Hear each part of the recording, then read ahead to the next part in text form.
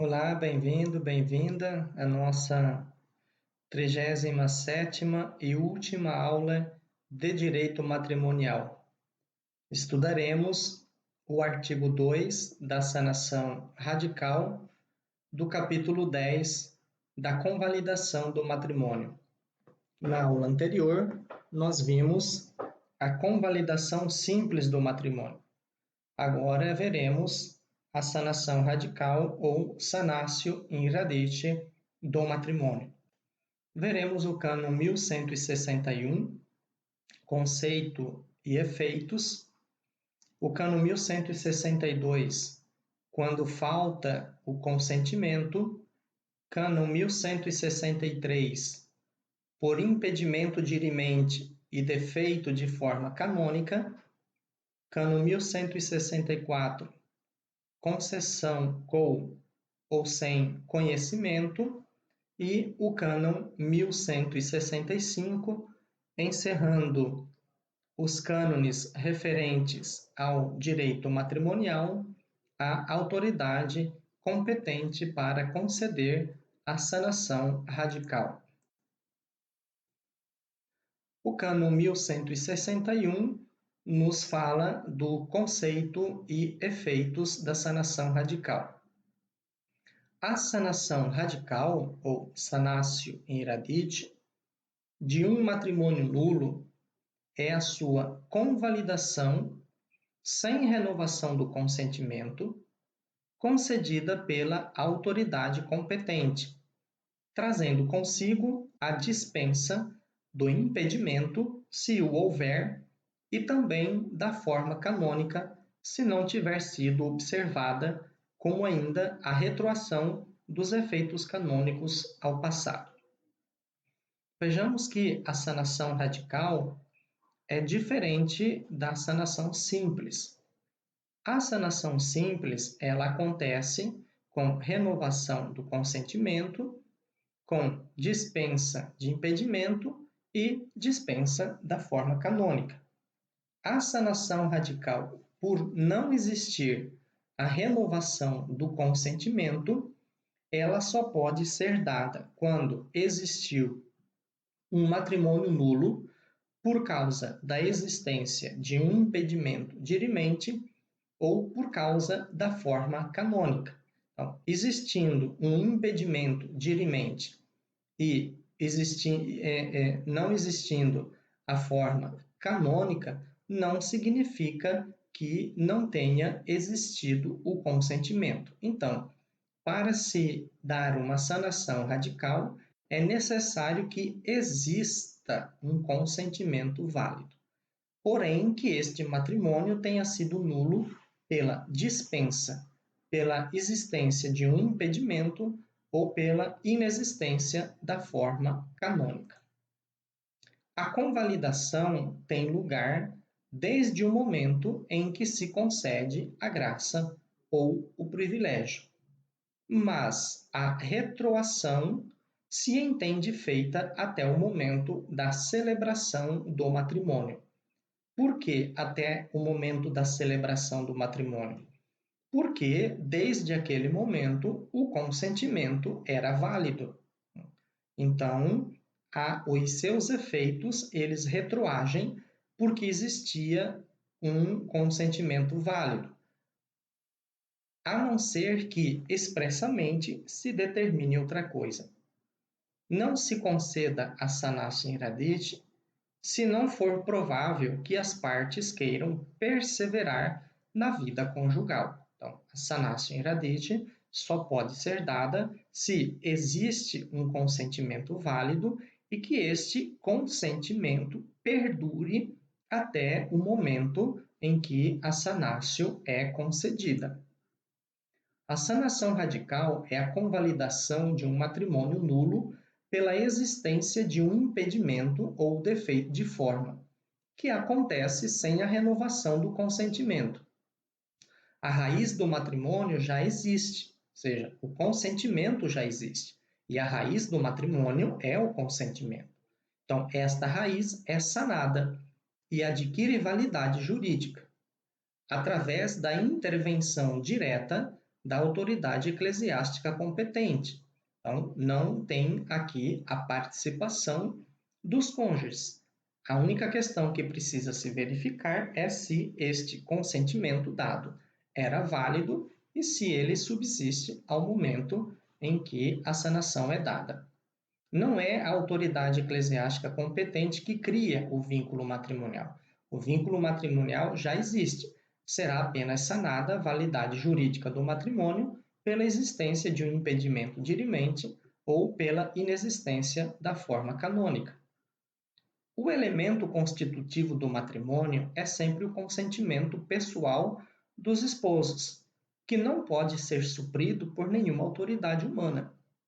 Na sanação radical, a Igreja, partindo do consentimento ainda existente e removendo os obstáculos que impediam a sua eficácia jurídica, e permite um tal consentimento naturaliter sufficiens, que seja naturalmente suficiente, de trazer à existência um matrimônio válido em todos os seus efeitos. Por isso, a sanação radical só é possível quando um matrimônio seja nulo por causa de um impedimento dirimente ou pelo defeito da forma canônica. Se o consentimento for viciado ou o falte totalmente, a sanação radical é ineficaz, porque é priva de seu pressuposto essencial. A sanação radical é um instituto próprio do direito canônico.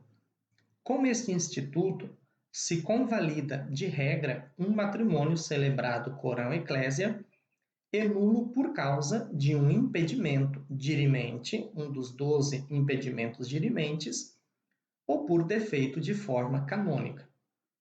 É, porém, prevista também a sanação de um matrimônio nulo por defeito inicial de consentimento, prestado sucessivamente em modo natural válido, mesmo se juridicamente ineficaz, ou seja, que depois tenham dado um consentimento válido. É possível a mesma sanação de um matrimônio civil, pois o consentimento prestado na sua celebração é naturalmente válido e eficaz. Então, este consentimento do matrimônio civil também pode ser sanado, porque existe também naturalmente um consentimento válido e eficaz.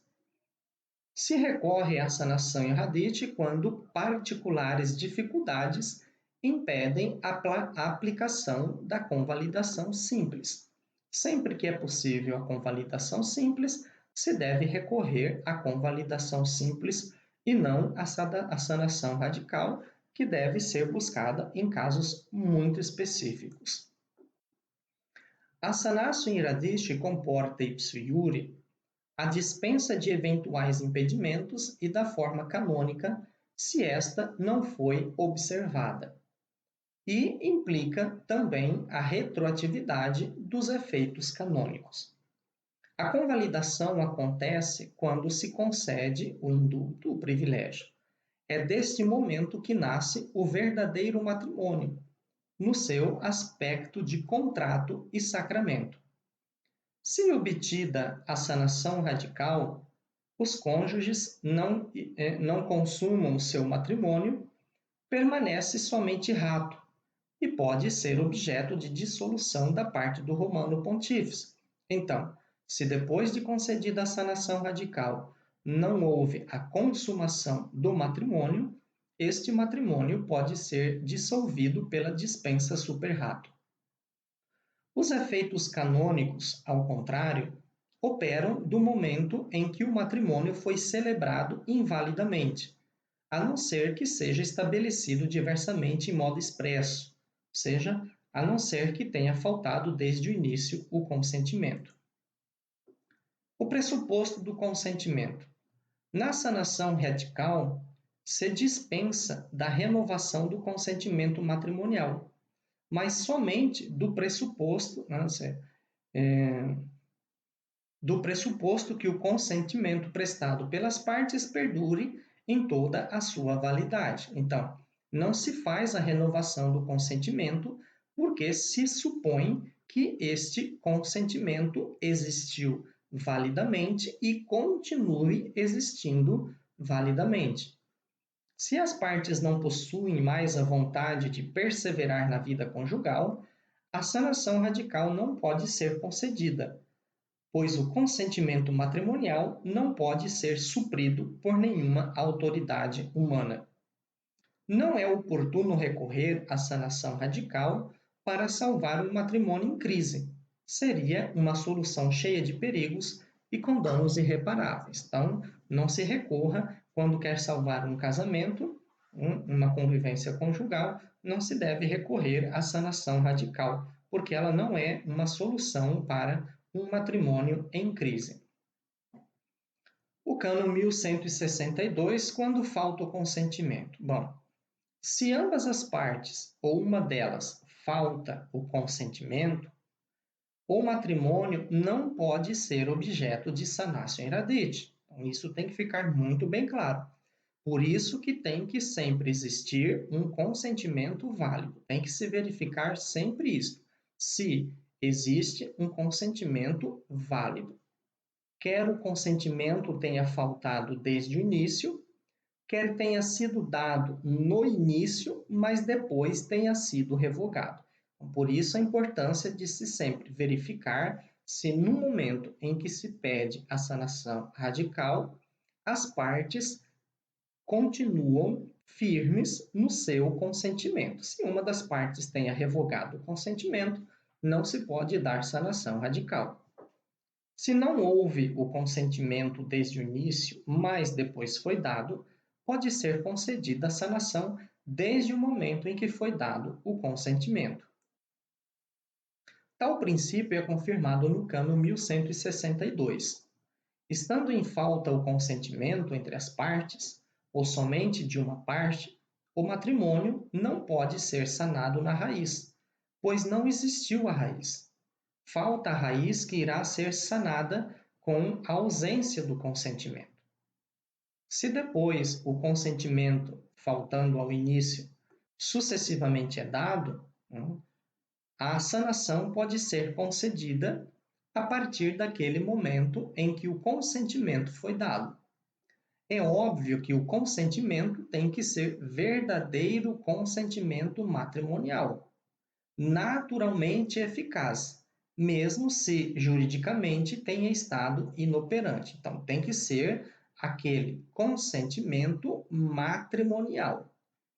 Podemos dizer que a sanação radical é possível para os matrimônios nulos, a causa de um impedimento dirimente, por um defeito de forma canônica, por um vício inicial do consentimento eliminado sucessivamente antes da concessão da sanação, ou que, neste caso, que o consentimento sucessivamente tenha sido dado validamente, porém faltava ou existia um impedimento dirimente ou não foi contraído de acordo com a forma canônica. O cânon 1163, por impedimento dirimente e defeito de forma legítima.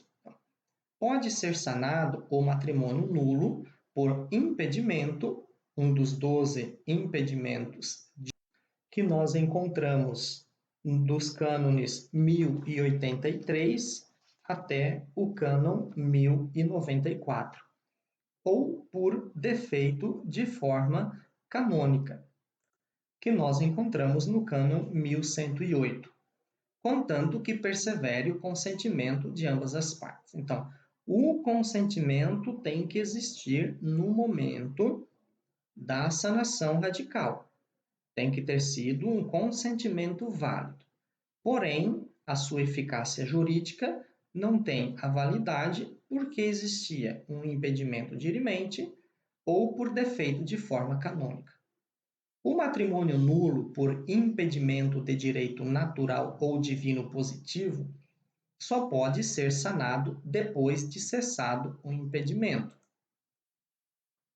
Se confirma aqui o princípio que está na base dos cânones 1158, parágrafo 1º, e 1159, parágrafo 1º, ou seja, O matrimônio nulo por causa de um impedimento de direito eclesiástico ou por defeito de forma canônica pode ser sanado desde que o consentimento entre ambos ainda perdure.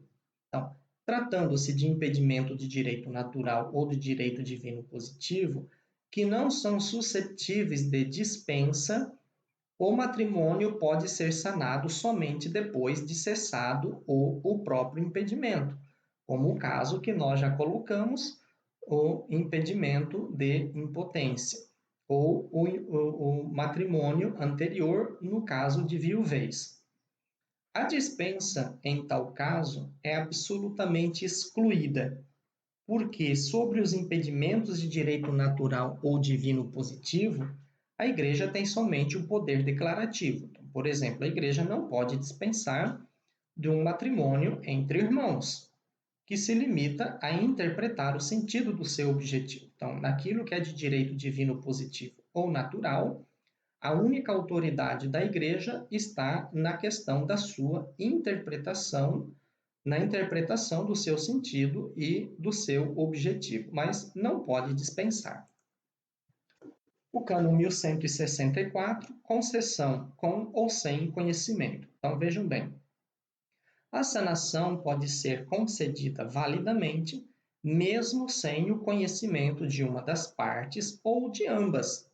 Não se conceda, porém, a não ser por causa grave. Então, tal concessão relativamente a um matrimônio nulo por causa de um impedimento ou por defeito de forma comporta várias dispensas. Então, se existe a dispensa de um impedimento dirimente de direito eclesiástico, ou da forma canônica, pode ser dispensado. Então, de eventuais impedimentos de direito eclesiástico precisa ser dispensado.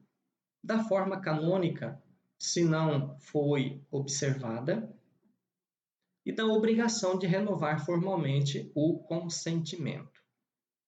Cada dispensa de uma lei eclesiástica, a norma do cânon 90, parágrafo 1º, requer uma causa justa e razoável. Caso contrário, a dispensa é ilícita. E se não foi dado pelo próprio legislador ou pelo seu superior, é também inválida. No caso da convalidação de um matrimônio, uma causa justa e razoável existe sempre, e é o próprio fato de querer regularizar uma união matrimonial e providenciar a legitimação da prole. Mas isto não é suficiente por si mesmo, pois se a união pode ser regularizada mediante a convalidação simples, não se pode recorrer à sanação radical. Tal recurso exige, é claro, uma própria específica causa justa e razoável. O pedido de sanação radical pode ser feita pelos interessados e também por outras pessoas, como, por exemplo, o pároco e o promotor de justiça, que têm conhecimento de um matrimônio, que a nulidade de um determinado matrimônio seja pública. Pode ser concedida validamente às partes, a pedido de uma ou de outra, se assim aconselham as circunstâncias, porque, pressupondo o perdurar do seu consentimento, a sanação radical explica a sua eficácia jurídica através da vontade do superior eclesiástico e nem requer o consentimento e a aceitação dos destinatários. Pode, é claro, acontecer no caso de um padre que não tinha a devida faculdade para o matrimônio e queira pedir a sanação radical, até mesmo sem o conhecimento dos cônjuges. De regra, os destinatários devem ser informados. É uma norma de prudência sábia, né, de governo pastoral, que deve ser observada, a não ser que uma causa grave aconselhe outra coisa. Tal causa, tratando-se de uma autoridade inferior ao Romano Pontífice, é prescrita ad validitatem, como resulta da partícula nisi. Se, ao contrário, os dois cônjuges, ou somente um deles, tivessem conhecimento da nulidade do seu matrimônio, é necessário comunicar a eles a eventual convalidação por efeito da sanação radical. E então, o cânon 1165, o último cânone do direito matrimonial, nos fala da autoridade competente para conceder a sanação.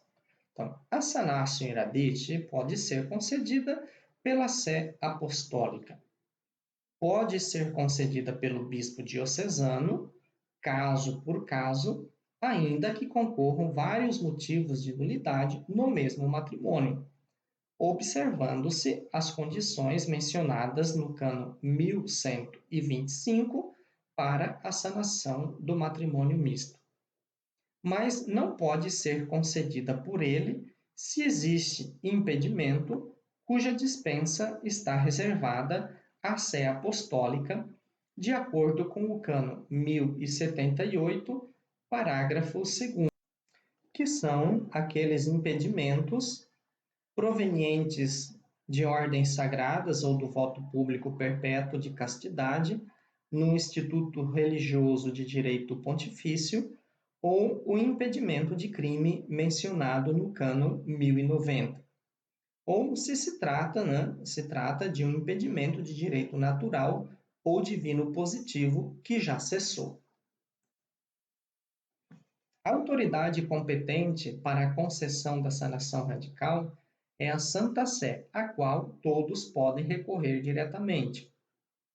A penitenceria apostólica para o foro interno e a congregação para o culto divino e a disciplina dos sacramentos para o foro externo, salvo, é claro, a competência da congregação para a doutrina da fé em relação aos matrimônios mistos e da congregação para as igrejas orientais para os matrimônios orientais. No âmbito das igrejas particulares, as dioceses, o bispo diocesano ou prelado, que juridicamente lhe é equiparado, o vigário-geral e o vigário episcopal somente por mandato especial, com os seguintes limites e faculdades. Então, vejamos.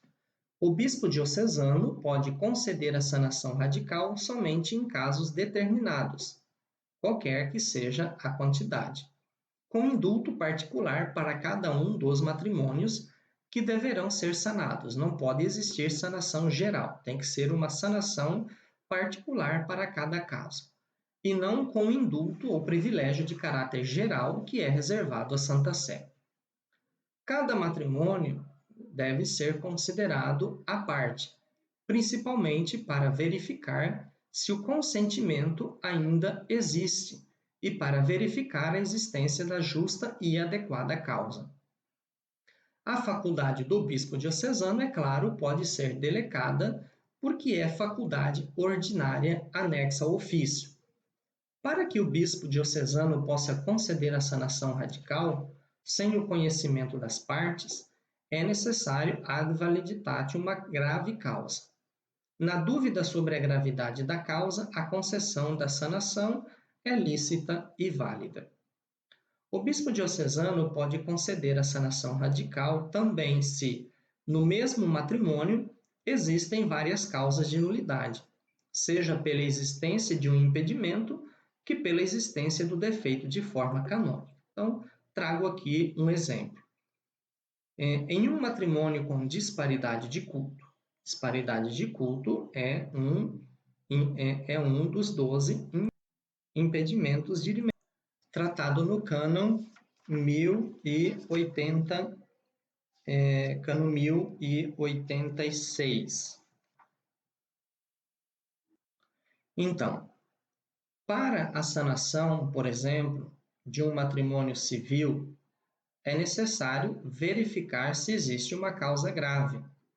Se o consentimento ainda existe entre as partes, se querem continuar juntas e, sucessivamente, como é um impedimento dirimente, deve pedir a dispensa da disparidade de culto e, como vai sanar um matrimônio civil, é necessário pedir a dispensa da forma canônica. Então, além, é claro, de que se cumpram as exigências apresentadas no cânon 1125 e cânon 1126. Então, pode ser que em uma sanação radical, né, deva existir pelo menos duas dispensas necessárias também para a sua validade.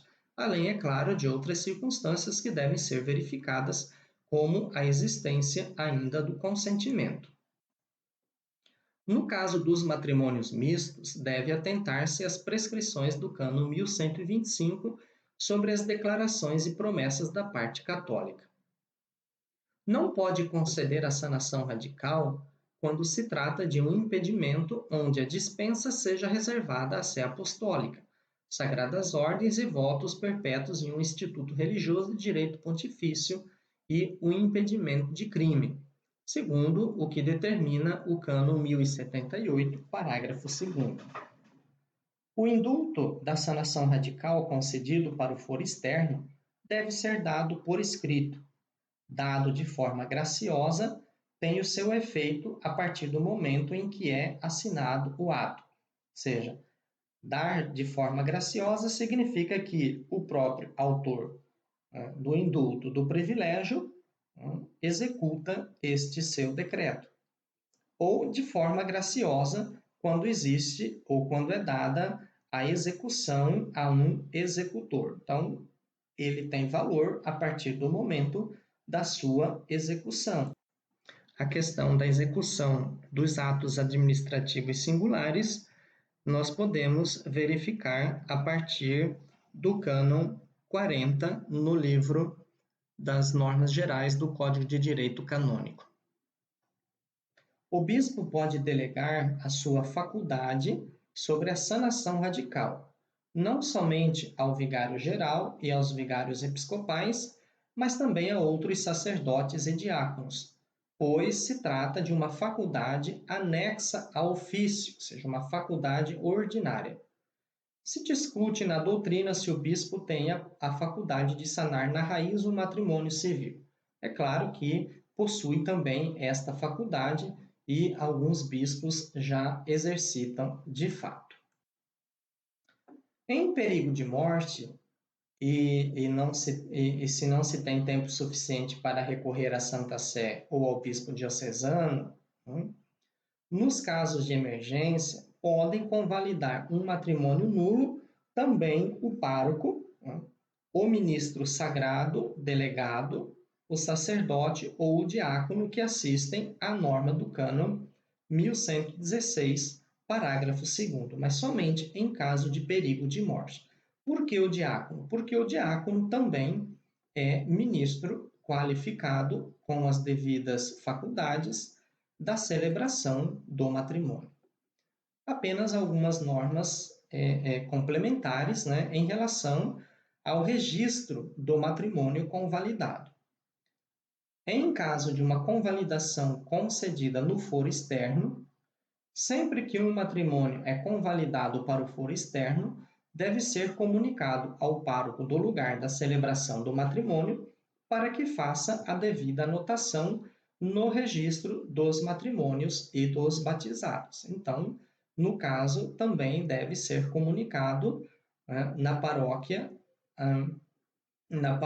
para que seja anotado no livro de batismo e de matrimônio. E no caso da convalidação concedida no foro interno extrasacramental, ou seja, fora do sacramento da penitência, deve ser anotado no livro secreto da Cúria Diocesana.